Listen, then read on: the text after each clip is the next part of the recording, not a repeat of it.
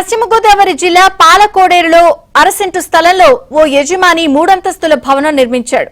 నిన్న పాలకోడేరులో సీసీ రోడ్ల ప్రారంభోత్సవానికి వెళ్లిన ఏపీ శాసనసభ డిప్యూటీ స్పీకర్ రఘురాం కృష్ణంరాజు ఈ భవనాన్ని చూసి ఆశ్చర్యపోయారు. ఎలాంటి అనుమతులు లేకుండా అరసెంటు స్థలంలో భవనాన్ని నిర్మిస్తున్నట్టు తెలుసుకున్నారు. వెంటనే భవనాన్ని కూల్చేయాలని అధికారులను ఆదేశించారు.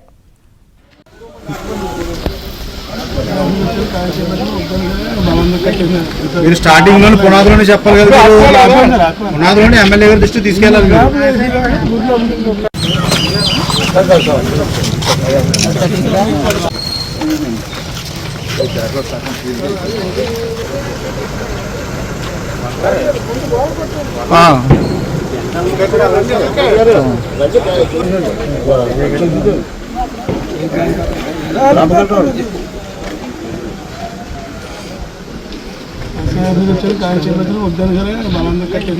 మీరు స్టార్టింగ్ లోనే పునాదులోనే చెప్పాలి కదా, పునాదులోనే ఎమ్మెల్యే గారి దృష్టి తీసుకెళ్ళాలి.